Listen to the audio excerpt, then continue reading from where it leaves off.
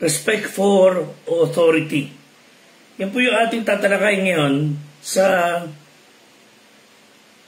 My Brother's Keeper Bible study natin with Squad 244.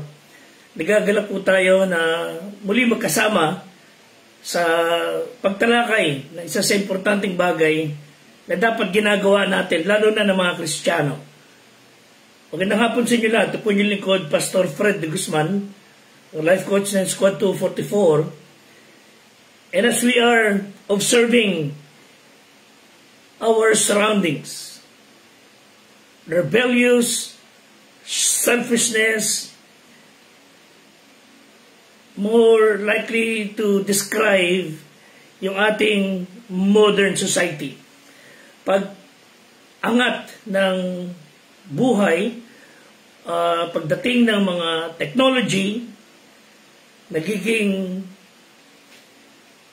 at par with so many things ang mga Pilipino sa ibang bansa. Pansin din po ang nagiging kahungkagan ng puso ng tao. Tila wala na yung panahon na ang tao ay madaling makinig sa mga bilin. Gone are the days of humility and respect for authority. They would even boldly say, I have my rights. Na madalas, rights to destroy their own bodies.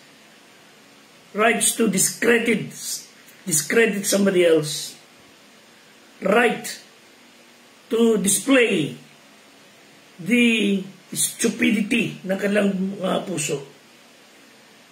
And learning to respect authority must begin at home, where you and I, along with our kids, would learn to honor our parents. Pag hindi po natuto ang mga bata ng paggalang, pagbibigay parangal sa kanyang mga magulang, you won't expect them to respect authority. Sa nakaraang mga panahon or taon, we have seen a youth commission would direct some local officials na tingnan yung mga kabataan na involved sa mga anti-government rallies. And if they would found out na itong mga kabataan ito who are enrolled sa government-sponsored schools, sabi ng commission niyan, yung mga batang yan dapat tanggalan ng scholarship. They should be taken out. Sabagay, nakakahiya nga naman or hindi tama na pinag-aaral mo o ng gobyerno, pinag-aaral ng gobyerno ang mga kabataan ito, tapos sila pa nangunguna na nagnangangak-ngak laban sa gobyerno. But a good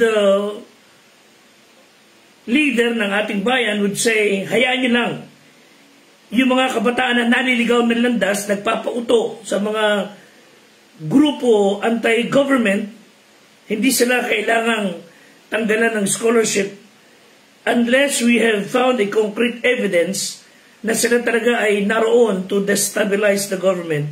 Kasi nga naman daw, being a mere member or joining a group of mga destabilizers, mga maiingay lang, and most of them are bayaran, na akay lang, na hatak lang, at pagtingnan mo kung ba't andito ka, they don't know what to do.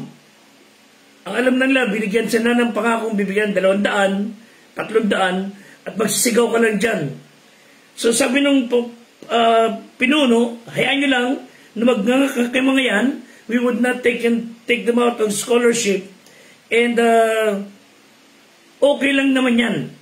And one of the senators would say, hayaan nyo silang ilabas ang mga sentimiento nila, because that's an exercise of constitutional right to freedom of speech and expression. Unless talaga napatunayan na sila armado or andun sa talaga nag-insinuate ng rebellion.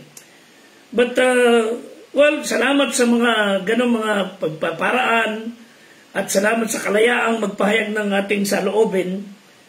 But listen to what the Bible says. Romans 13, 1 and following. Ang bawat kaluluwa ay pasakop sa mataas na kapangyarihan sapagkat walang kapangyarihan na hindi mula sa Diyos. At ang kapangyarihan niya ay hinirang ng Diyos. Kaya ang sumasalangsang sa kapangyarihan, sa utos ng Diyos sumasalangsang. At ang nagsisisalangsang ay magsisitanggap ng katulan sa kanyang sarili sapagkat ang mga pinuno ay hindi kilabot sa gawang mabuti kundi sa masama. Ibig mabagang mawalan ng takot sa mga may kapangyarihan, gawin mong mabuti at magkakamit ka ng kapurihan sa kanya. So, the Bible is telling us na magpasakop tayo sa ating pamahalaan na wala naman itong iniutos na masama. Pasakop tayo as long as they are in the context of doing what is right, ayon sa batas, walang hindi dapat susunod. But how do we show respect sa authority? Of course, respect the Constitution, the highest fundamental law of the land. Kung tayo po ay merong Biblia na siyang ating pinakasinusundan, ang Constitution po ang pinaka-Bible ng ating gobyerno. And that's the basis for all other laws na pinagtibay. As for our Squad 244 and for the whole Philippine National Police, nanumpa tayo to uphold and defend our Constitution. At totoo naman na karamihan sa mga naka-uniforme, sinasaktan na, winabastos na, winawalang hiya na, and then andun pa rin yung maximum tolerance. Pero huwag niyo kakalimutan, tao rin yung mga yan nasasaktan. Don't ever provoke anybody. Dahil ang tao, pagka sinukol mo yan at sinaktan mo yan, baka palagang kanyan. Exodus chapter 24 verse 12, God gave Moses words in tablets. Andun yung mga kautusan, utos ay sinulat wika ng Diyos upang iyong ituro sa kanila. So we just need to pray na lahat ng ating mga leader ay merong katuwiran. Meron siyang isip na I will lead with righteousness. Of course, mangyayari lang talaga yun kung siya mismong leader ay makakakilala kay Kristo bilang Diyos at tagapagligtas. Pero pag itong ating mga pinuno, lalo yung mga pumaporma na ngayon sa susunod nating halalan, walang takot sa Diyos. Panalangin talaga natin sa Panginoon Diyos na they should be taken out of office kagad. Kailangan po natin ay mga tao na mamumuno sa atin, na may takot sa Diyos, at mayroong pagpapahalaga talaga sa bayan. Again, Proverbs 29 verse 2. Sinabi ng kasulatan, when the righteous are in authority, the people rejoice, but when the wicked bear rule, the people mourn. So, panalangin talaga natin na magkaroon tayong mga pinuno na mayroon takot sa Diyos upang tayo ay hindi maghinagpis, bumuntong hininga, so that all of us would rejoice. And we as Christians, you and I, who claim to be believers in Christ, we are the salt and light of the world. And bilang asin ng sanglibutan, remember, salt penetrates, salt purifies, and salt preserves. And to say that we should not mix religion and politics is like saying fish should be in one barrel and the salt in another barrel. Ito po ibig sabihin, hindi po masama kung ang Kristiyanong tunay ay tinatawag ng Diyos maglingkod bilang public servant. Pastor ka, diakono ka, plain member ka ng church, and God called you to lead, tumakbo sa isang public office. Go ahead. We need more Christians in the government. Mga taong Kristiyano hindi lang sa nguso, Kristiyano sa puso. mga tao na Kristiyano may takot sa Diyos, uugit ng batas ayon sa kasulatan. Yun po ang kailangan natin. So, I believe na kung ikay tunay na Kristiyano and God is calling you to lead and go into politics, go ahead. Make your day. Kailangan po natin ng mga Kristiyano sa ating gobyerno. And pag ikay naroon na sa posisyon, sabi ng Panginoong Diyos, ni Kristo, kung ikaw bilang asin ay tumabang, nung silbi mong ipagpaalat. Wala nang ano pang kabuluhan kundi itapon sa labas at yurakan ng tao. So bilang mga Kristiyano in public office, bilang mga Kristiyano in public service, we should maintain our pagiging salt and light. Dahil yun lang po ang dahilan para ang buhay ng tao ay umangat. Ang bayang ito ay pagpalain. Nakalulungkot lamang po, there are people who claim to be Christians who are in power na kubabawan ng mahiwagang piso. And the influence that they should have, wala na po, kundi napagtapak-tapakan na lamang sila at walang lasa yung pagiging asin. Our Constitution na dapat ina-uphold, it was written for people of character and it must permeate sa ating pamayanan. And yung mga Kristiyano sa pamahalaan must set the standard in caring not only for the immediate community but be an example. Halimbawa, maging patotoo. So, we should ask God to, tayo namang mga nasa civilian side, should pray that God would help us train our kids to be godly. Yung ating mga anak, turuan natin ang pagkatakot sa Diyos. Turuan natin sumunod sa batas. And that ilagay sila ng Diyos o sino man sa ating mga kaanak o kayo mismo, ilagay ng Diyos sa pamamahala, sa prosesyong maglilid upang ating gobyerno at ang buhay ng mga tao sumagana, maging mapayapa, makapamuhay ng tahimik. In return, they would, permeate the principles of godliness. Sapagat sa ating etong panahon, talagang Diyos lang talaga. Tanging Diyos lang ang ating pag-asa. Para ang tao ay matuto ng respeto, respect and to restore our nation sa tamang landas. Not only respect for our Constitution, higit sa lahat, of course, respect our leaders in authority.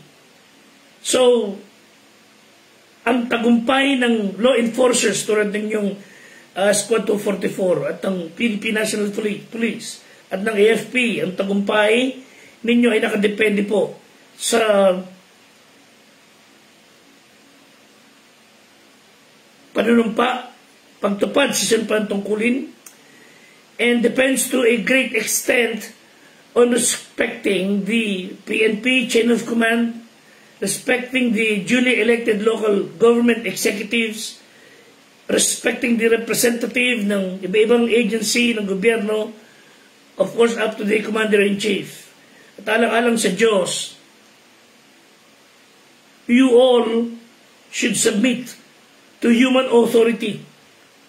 Sabi ng 1 Peter 2:13, kayo'y pasakop sa bawat palatuntunan ng tao alang-alang sa Panginoon, maging sa hari nakataas-taasan o mga gobernador na sinugo niya sa panghihiganti sa nagsisigawa ng masama, sa kapurihan na nagsisigawa ng mabuti. So God is telling us, sa Titus 3:1, ipaalala mo sa kanila na pasakop sa mga pinuno, sa mga may kapangyarihan, na tayo hika ay mga masunurin, humanda sa bawat gawang mabuti. Yun ang sinasabi ng kasulatan. So we need godly leaders. So if we want to see people respecting authorities, we leaders should be godly. At tayo marunong rumispeto sa mga nakakataas sa atin. You know, what God did bilang palo sa mga walang kapasa-pasalamat sa Kanya. God did, punish them for being thankless by giving them Abimelech. Isang arrogante na pinuno na if you will just read the Bible in Judges 9 verses 2 to 5, andun po yung kanyang katangian. And Abimelech built his administration on godless coalition. Wala na siyang ginawa kundi lumubag sa utos ng Diyos. Nanuhol siya ng mga tao para siya samahan sa kanyang layon sa buhay, and they killed many people. Suportan siya sa pagbubo ng dugo ng mga inosente. And sometimes we try to, express our hiniing paglaban sa mga nasa pamahalaan. Sa pagkatwika natin, liko ang ating pinuno. Ang tanong, hindi kaya tayo nagkaroon ng ganyang pinunong liko at kurakot, hindi kaya yan ipalo ng Diyos sa ating mga butante na nagpabaya? Hindi ka tayo ikinakastigo ng Diyos na pamunuan ng mga likong pinuno sapagkat tayo mismo ay naging masuwain sa patakaran ng Diyos.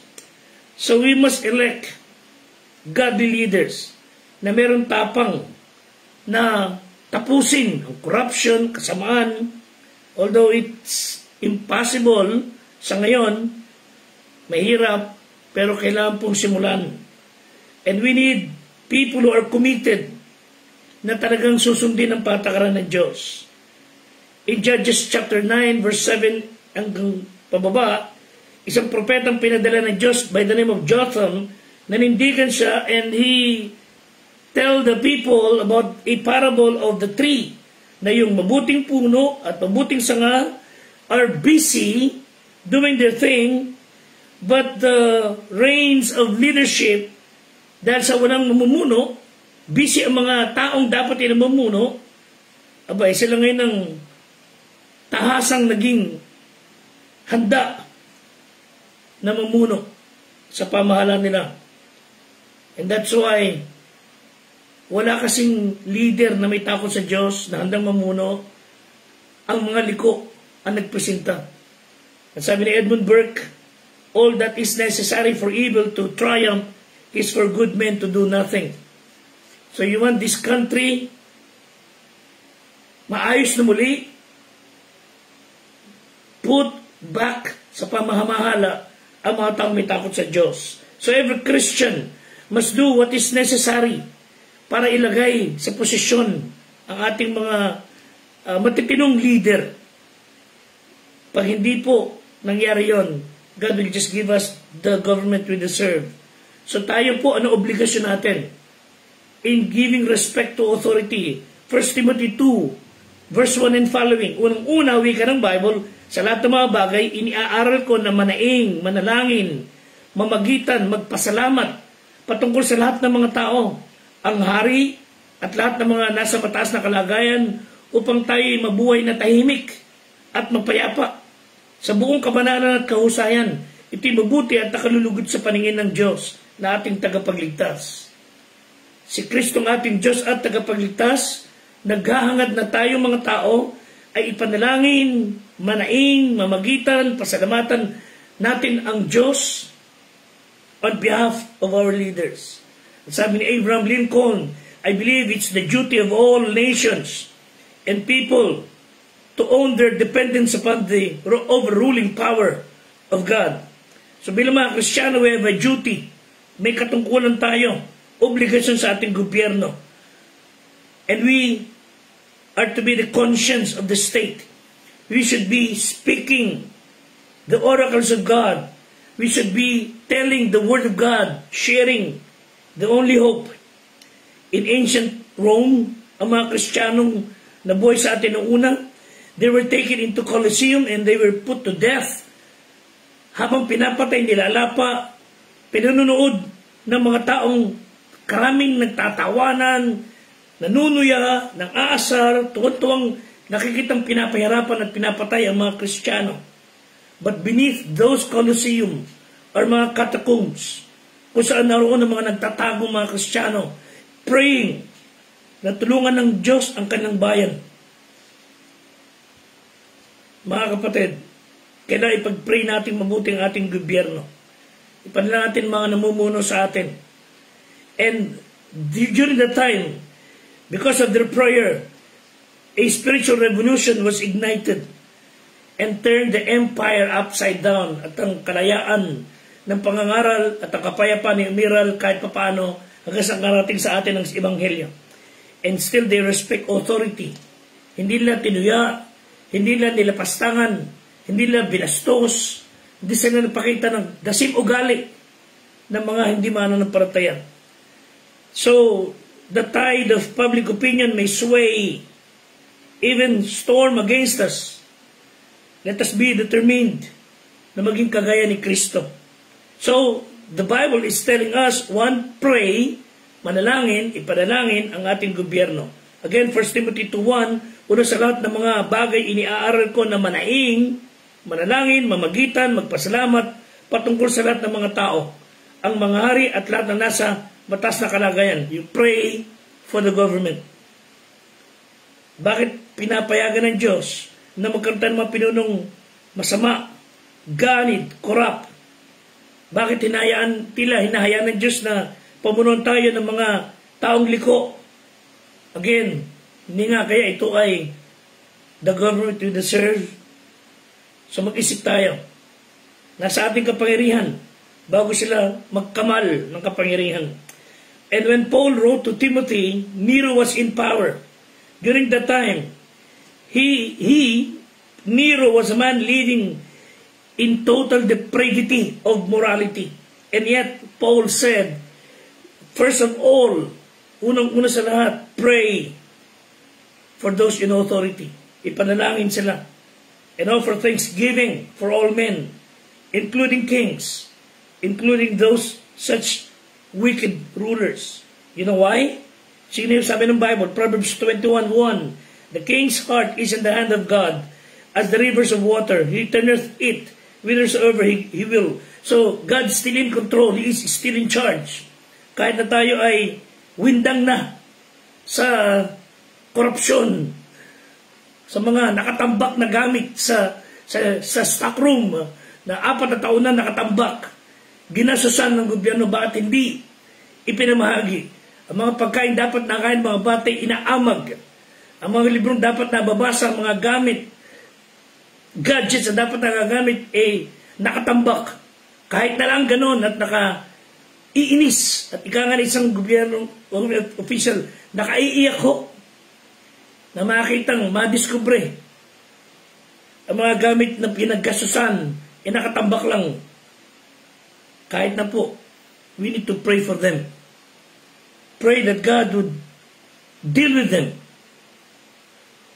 Pray that God would not allow them to take office. But He is still in charge. Pag-pray natin, He can turn these leaders whichever He wills. So the battle for godly government is not won, will never be won by fist hand. Nakaharap sa Diyos, nagmamalaki, nag-iimagsik. No. The battle for godly government can be won with humble, downward, kneeling down in prayer. And that's respect. Hindi lamang pray for the government, secondly, pay the government. Pay your taxes. Romans 13:1-7, we are to pay our taxes. And that's not just obeying the letter of the law, we are obeying the master of the law. Matthew 22:15-22, sabi ng Panginoon, ibigay mo kay Cesar ang narapat kay Cesar. So God is telling us, pray and pay the government. Do each other's part. Case closed. Preach to the government. Ephesians 4:15. So, hindi tama na tayo magnangangaknak ng laban sa gobyerno, mag-imagsik, magre-rebelde, magdadadaldal, paniniraan sila, sisiraan sila, kundi we are to share the gospel. Yes, we could comment at times. But hindi yun paninira. Hindi yun pagpapabagsak. But we need to preach the gospel. Salamat sa gobyernong ito na pinapayagan ang ebanghelyo, ang Biblia sa mga kapulisan. Salamat sa Diyos. And we are even allowed to preach the gospel to public schools. Salamat po sa Diyos. Higit sa lahat tayo mga Kristiyano, we are called to share the gospel. Paapat, participate in the government. 1 Peter 2:12, na kayo'y magkaroon ng timtimang ugali sa gitna ng mga hintil upang sa mga bagay na ipinagsasasalita nilang masama laban sa inyo dahil sa inyong mabubuting gawa na kanila nakikita, purihin nila Diyos. If God is calling you to public office, go ahead. Ipapanalangin natin na kayo ang pumalit sa mga wicked. Nang tayo maging tunay na Kristiyano, hindi po tayo inalis ng Diyos kagad at dinala kagad sa langit. Meron siyang layunin. Hindi kanya iniligtas at dinala sa isang sulok para maging mongha. No, o ermitanyo, hindi ho. Pinatili tayo na tili sa mundo, nakahalo sa mga tao to make an impact sa bawat isa. To share the gospel. To tell them how God changed you. Tulungan tayo ng Diyos. Na kumilos tayo as if we are the only hope. Na siyang talagang pag-asa. Na our mission is to pray through the Holy Spirit that God would call sinners to repentance. At yung mga tao matuto ng pagbabago at i-share mabuting balita. So tulungan tayo ng Panginoong Diyos to respect our authority. Respect is a two-way street. If you want to get respect, you've got to give it. Pero dapat parehas magbigay ng respeto. Tulungan niyo po na maipanalangin ang ating Squad 244 sa pangunguna ni Patrolman Jason Reville, Police Corporal Joderick Benedictus, Police Staff Sergeant Adio Burgess, Police Master Sergeant Fernando Datig, Police Master Sergeant Michael Bermejo, Police Master Sergeant Ryan Garcia, Police Senior Master Sergeant Will Ray Guillermo, ang aming squad leader na si Police Chief Master Sergeant Sir Joseph Aquino. Please pray for us. Pray for Squad 244 and for the Philippine National Police. And God bless you. And may God give you peace. Until next time, maraming salamat po.